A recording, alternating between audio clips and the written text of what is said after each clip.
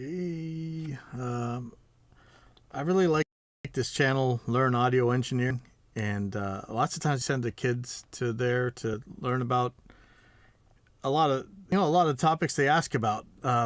Typically, they're big questions. This guy already has a video on them.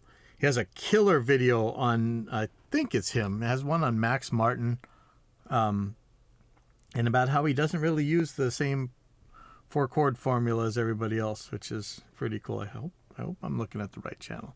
Let me make sure. I'm not completely blowing this. Yeah, right here. What do all Max Martin songs, #1 hit songs, have 5 things in common? And it's not 4 chords. So go check that video out. But you know how if I'm ever pedantic about something, it's about audio interfaces. So I wanted to see what he's got for his video. It's called Universal Audio Apollo Twin Duo versus Scarlett, Focusrite Scarlett 2i2. You guys probably already know how I feel about Universal Audio when it comes to drivers and things like that. But let's just see how this video goes. Learn Audio Engineering. I'm here today at Sauce Studios with Rudy and Nick from Old Jack Tap. And today we're gonna figure out if there's an audible difference between the Scarlett 2i2 and the UAD Apollo Twin. An audible difference. Scarlett 2i2, Apollo Twin. Who will win? Is there a difference? UAD, you better look out because your sales are about to go way down. You're about to get exposed by this guy. The Scarlett interface retails for about $200 and the UAD Apollo goes for something like $1,200. So I want to find out if there's an actual audible difference to justify the price, and I want your help deciding. Now, how are you going to do this, you might ask? Well, I went down to Long & McQuaid and I picked up a Y cable. On one end has a female end to plug into a microphone, and on the other end, 2 male XLRs to go to 2 separate interfaces. Okay, so already, I know a lot of you guys out there are going to be like, well, you're not going to have the right impedance on the mic and blah, blah, blah, blah, blah. But you know what? Whatever this thing hurts, it's going to hurt them both the same. So what I'm going to say is, doesn't UA actually make modeling things that's supposed to make things sound different? So, you know, they could sound different. Like most of the time when people talk about how the big, huge differences in mic preamps and stuff, if you really do an ABX test, they can't tell the difference between them. But if you're purposely trying to make them sound goofy or whatever, I think you could make them sound different. So we're going to match the volume, 24-bit depth, 44.1 sample rate, and we're going to see if we can tell a difference. And now the fun part, which is where you come in. I've set up a poll up here where you can choose between interface A and interface B and select the one that you prefer. You have to watch the whole thing without skipping ahead. Okay, honor system guys, this is for science. So I was lucky enough to have Nick and Rudy help me out with this video. So let's hear what they have to play first. Let's start with some drums.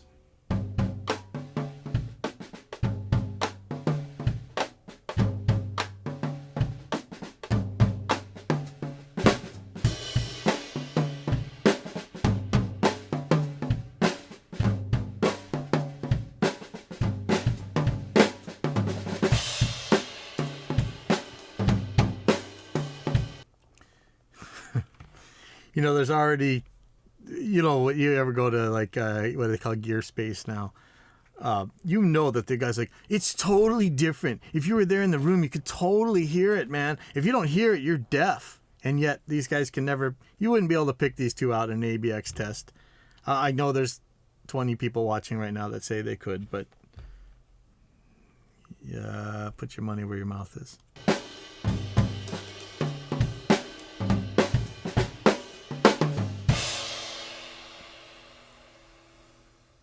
It's a pretty tight race, isn't it? Well, let's check in with the bass.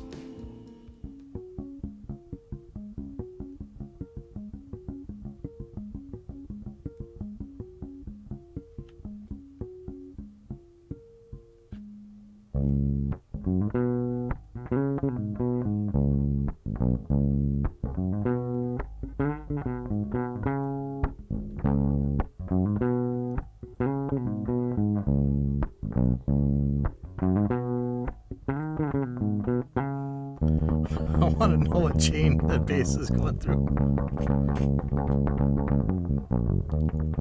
That's flatulitis. But it could sound great in a mix. Yeah!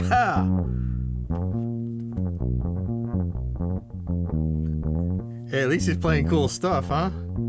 Awesome. So is that not enough for you? Maybe you need to hear a whole Vocals. song. We need vocals. I threw together a quick mix. Again, the same concept. One is going to be a mix recorded all with the Scarlett and one all with the UAD. Check it out. And remember to lock in your answers in the poll above.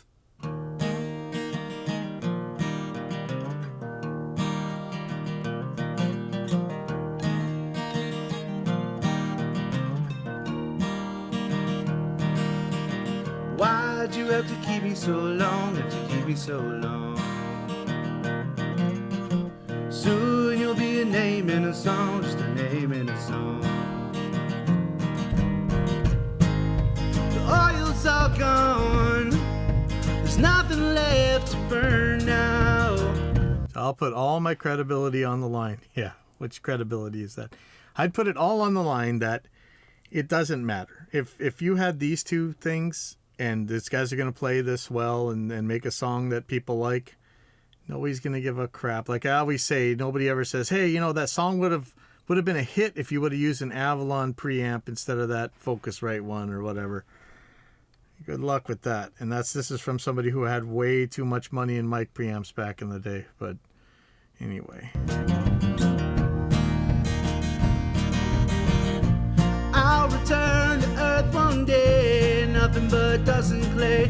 You'll still stick to me like tarred feathers for a little bit of ever.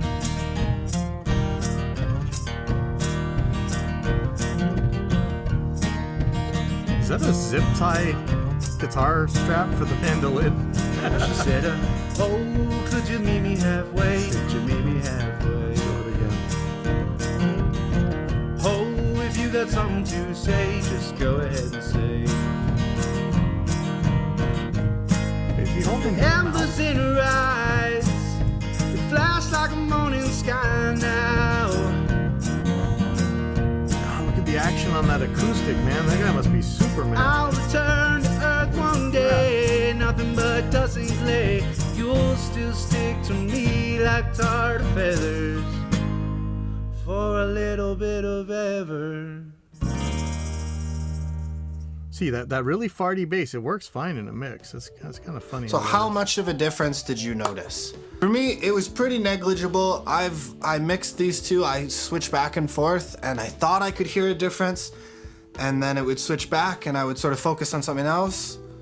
And it was, you know, I'm sure that there is a difference, but defining what that difference is, you really gotta squinch your ears to hear it. And in my opinion, it's really not that impactful to justify like an $800 to $1,000 difference. For me, it's what you put into it. It's the musicianship, it's the song, it's the arrangement, and that's what's really gonna make a difference, not exactly the gear that you use. So if you're just getting started and you're worried about, oh, is this really gonna do my music justice? Am I gonna have to buy a new interface in 6 months anyways? No, probably not. So I'm not here trying to defame UA really in any way. But if you're concerned about the quality of the gear that you use and you think you have to spend a whole lot of money to do your music justice, What's Apollo Twin? you don't. Just keep making great music, keep putting your stuff out there, keep being regular, and I promise that you will find people who love what you do as much as you do. So thank you for watching this video. I hope you enjoyed it because I had a lot of fun making this. Thanks again to Rudy and Nick from Old Jack Tap. You can check out our channel if you want to hear some more music by us. Thanks to all my subscribers so far for the support. Remember to leave your preference in the poll, and I'll see you in the next video. All right, so my big deal with Universal Audio versus Focusrite, I just heard a claim the other day that Focusrite's using the Thesicon, however you say it, .de drivers that most everybody else's USB devices use, and the numbers kind of bear it out. If you look on my round trip latency chart. I haven't done the Gen 3 stuff yet. I should. I got to add that to my chart. Yeah, remind me to do that. I got one at home. Even though those aren't the greatest drivers in the world, I will take them. I don't know. For all I know, UA is a whole lot better than they used to be. But if you remember the early Reaper history and all the UAD driver troubles, and when Justin actually offered to fix their drivers and they turned it down, man, I am hesitant to ever recommend their stuff. But for all I know, they're way better now. Yeah, I didn't know that was just gonna be a sound quality thing. So, but to be fair to UA, it's got an optical in, and for all I know, that's an 8 in, so that'd give you C10x6. So that's gonna give you another 8 channels in if you have like a. Well, it'd be kind of funny if you went and bought the Behringer, was it 8200 and plugged it into that UA, but that would give you 10 channels. So that's kind of that may be a reason to pay a lot more money. I don't really care for the UAD plugins. Don't believe the mic preamps are going to be any better, but this also has 4 outs rather than the 2 outs of the 2i2. And so there's actually a lot of value hardware wise in this thing, with the 10 inputs. So I'm going to take a look, see if he has. So here's another one. 2i2 versus, Scarlett 2i2 versus Claret 2 Pre. So these are both Focusrite mic preamps. So let's take a look at, or not mic preamps, but interface. Hey, how's it going? Good to see you. Today we're going to compare the sound recording capabilities of 2 popular home studio interfaces, the Scarlett 2i2 and the Claret 8 Pre, both by Focusrite. Now, Focusrite has been dominating the consumer interface market for a while now. They have a number of different lines. They have their Scarlett line, which is the most popular, and the cheapest one comes in at around $200. Now, this is a USB interface. The next one they have is the Sapphire, which I'm pretty sure has been discontinued. It was a FireWire interface, and I haven't really seen much of. Not only were they FireWire, they were Dice 2, and you guys know how much I love Dice 2. So let's not talk about those anymore. Actually, I have one, Liquid 56, and we set it into standalone mic preamp mode the last time it got plugged into a FireWire input. Hopefully, it never needs to be plugged in again because I don't know where the hell I'm going to find one. But we are actually, it's at Studio Mililani being used as 8 channels of mic pre's, and it's doing great for that. FireWire anymore, so as far as I'm concerned, they've discontinued that line. And more recently, they've brought in the Claret line, which is a Thunderbolt, and it also features a new circuit, the Air feature, which I will talk about in a little bit. Now, are these Thunderbolt, or do they have a USB-C port? There's a difference. I'm not sure which that is. This one for the 2 Pre runs around $600. So the difference between the Scarlett... Still pretty skeptical on Thunderbolt. Oh, interesting.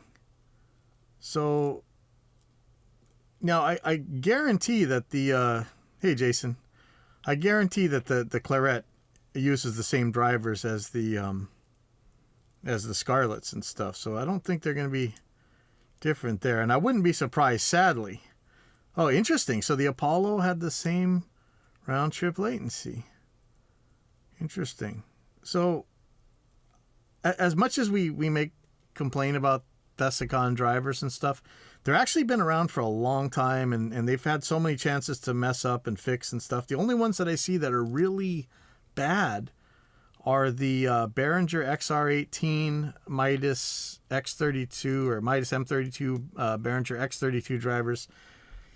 In that, and this is probably Behringer's fault. I doubt this is Desicon's fault. They only one stereo pair of WDM or Core or whatever drivers are available, as opposed to ASIO, at least on the Windows side.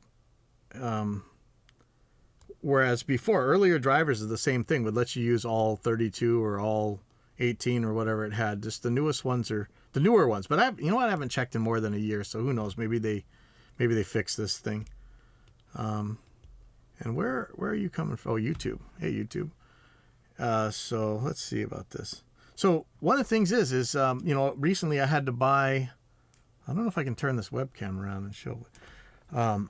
I had to buy more 8-channel mic pre's to plug into my RME Digiface USB, and I couldn't decide if I wanted to get the Octopre Dynamic. I don't care about the dynamic side. It's just that it has ADAT in, so I can use it as a D to A.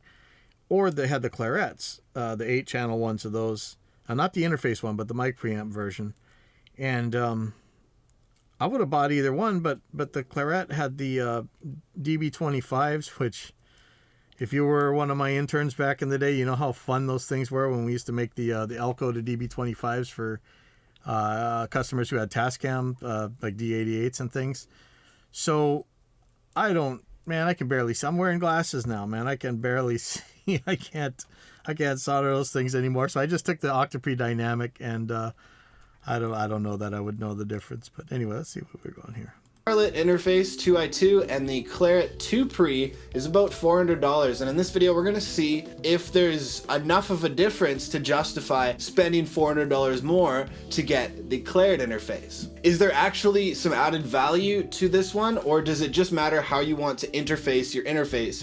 If you want USB or you want Thunderbolt So in this video we're going to compare these two interfaces and see if there's an audible difference between the Scarlett and the Claret.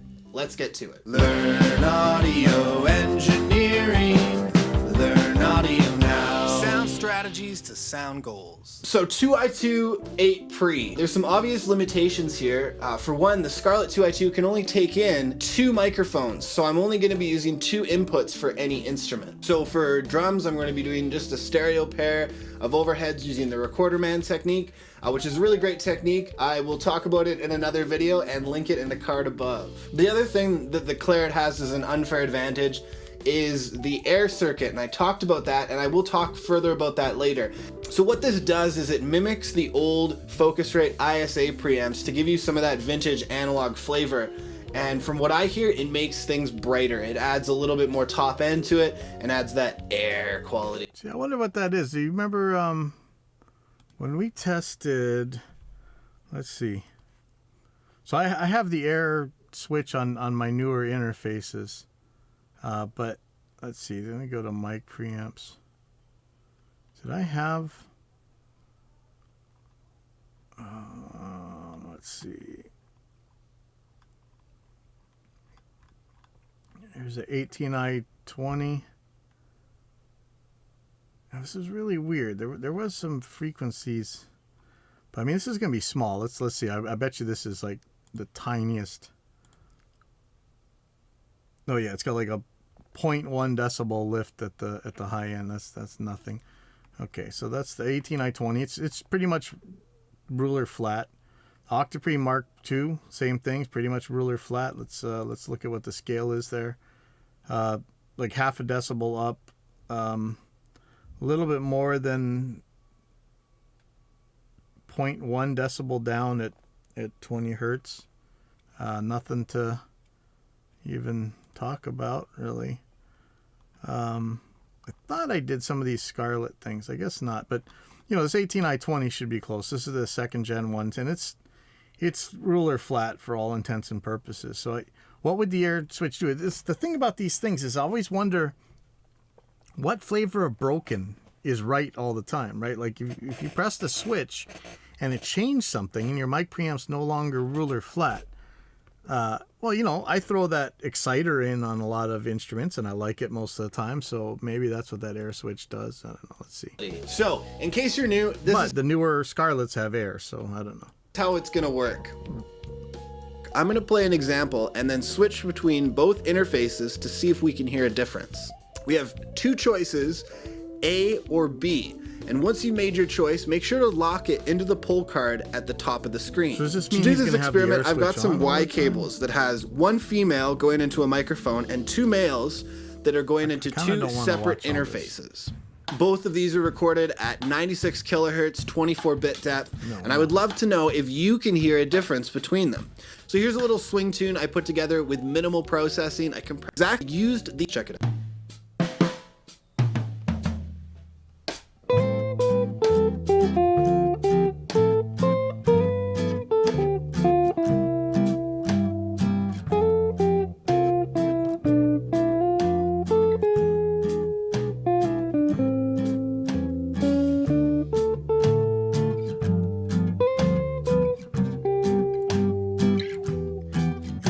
brighter, or is he hitting it harder when it, or did he just switch it and I didn't even notice? Hold on.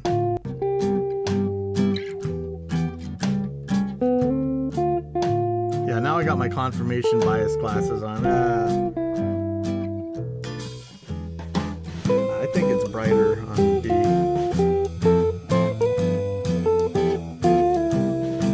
Either one of these, I have no problem using these in a mixer or recording.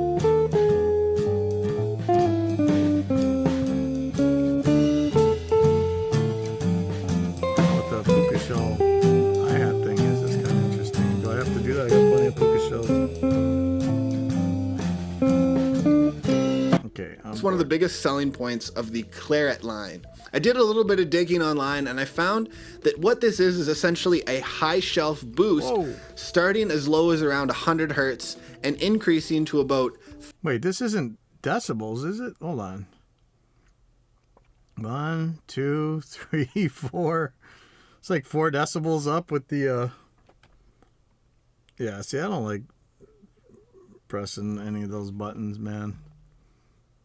It's interesting though. I mean, you know, sometimes I do make the crazy bright EQ on every single thing, and then when you take it off, you're like, oh, that sounds dull. But really, it just sounds too thin. I don't know.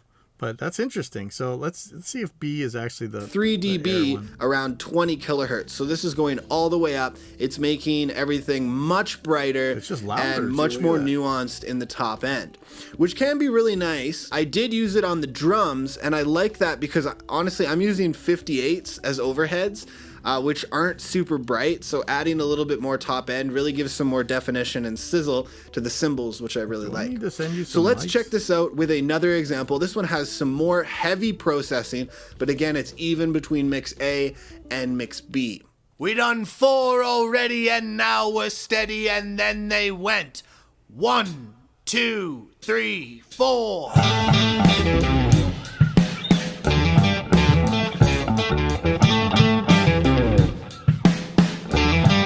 Louder. B sounds louder. Alright, let's just... I can hear the sun that lights the day.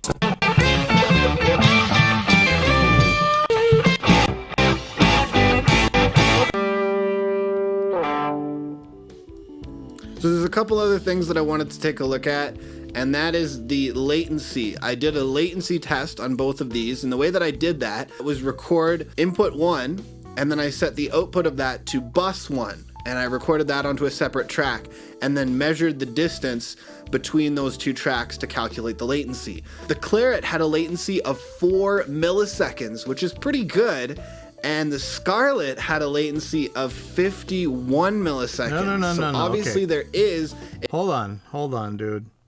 You're doing something very, very wrong. There should be Zippo difference. Maybe there's a tiny, if that really is Thunderbolt, there could be a tiny bit different in the processing time. I would say USB is more mature, so I wouldn't be surprised if it was actually the faster one at this point.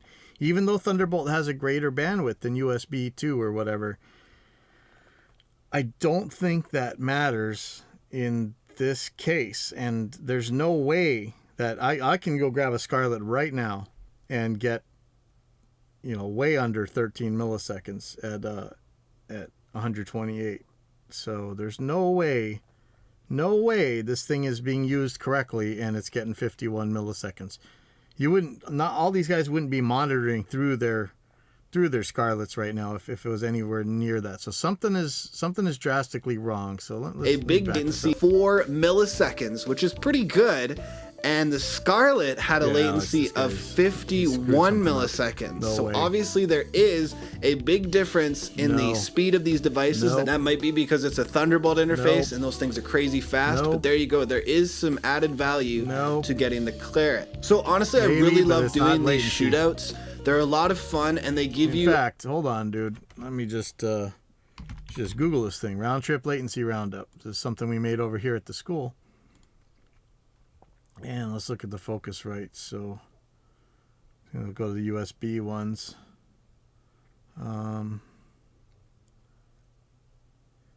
I couldn't get, man, I have to go to 512 to get anywhere near that high. And I think that the third gens are a lot different. Yeah, look at this. Oh, wow. It's interesting that the later is still slow. But the 64 samples should be around 6 milliseconds on that thing.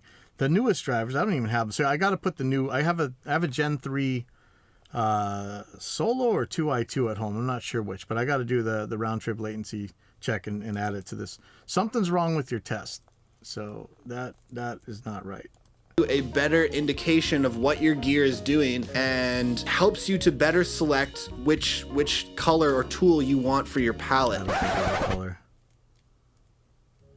Regularly doing mic shootouts or preamp shootouts or anything like that. So setting these two up side by side and A/Bing them and really picking out the difference and the nuances between each one is going to help you to use your gear better and get better recordings. I remember as an intern, we would do these every couple months where we would take a whole bunch of mics and put them on the kit, and then we would get the drummer to play something really simple and flip back between them and hear the difference between the preamps or between the mics or anything like that, and really stretch your ears to hear what's different, describe that sound, and then remember that. So the next time you're asked to make and describe it as there's 2 decibels more at 200 hertz or whatever, not this one's warm, this one's bright, this one's airy, this one's transparent, this one's woolly. Yeah, are you using real terms or are you just using nonsense terms? Well, let's see. Choice or to suggest something, you have a little bit more experience as to what all these different tools sound like. And over time, that's just going to get faster and get better. And if they sound different, this is like a poisoning the well kind of thing where you're assuming facts not in evidence, right? And you're just going to instinctively know the right tool for the job. So thank you for watching. I hope you enjoyed this video. Please subscribe if you're new, and let me know in the comments if you have any gear that I should review or that I should do a shootout on or compare or anything like that. I'm always looking for new video ideas. So as always, thanks again for watching, and I will see you in the next video. Wait, which one was B? Did he say it? I didn't notice. Was record input 1, and then I set the output of that to. So there's a couple other things. Wait, did he say it and I didn't notice? Hold on. Well, I don't know. Does it even matter? It's not that different.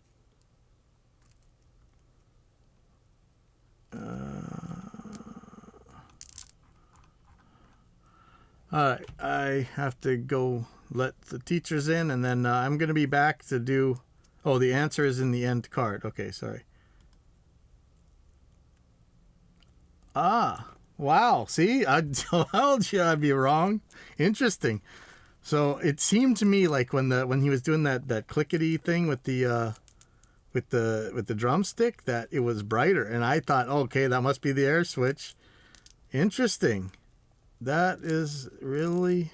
See, you always get nailed. You watch the McGurk effect video where you saying different things depending on how you see their mouth moving. Wow, I really thought that the brighter one... Or I wonder... Okay, so this is like when dowsers get busted after the JREF Million Challenge, right? And they got to try and justify why they got their thing wrong. But in this case, I'm going to say that it seemed like when the full mix was going on that it was louder with the number B. And I wonder if that's because B is flatter. And you could get the same peak level with a brighter signal and not have all the stuff on the bottom. I wonder if that's what it was. But to me, it sounded a little bit louder or brighter or both. So, well, there you go. That's why I don't trust my ears for that kind of thing. So in a little bit, I'm going to come back and I'm going to check out Glenn's new one because it's of a company that makes what I sometimes believe could be questionable claims. And, because it's Glenn anyway, it's always fun to watch his. I got to go let some teachers in, but I'll be back. Hey, thanks, Jason. I wouldn't have found the thing. So I'll see you guys.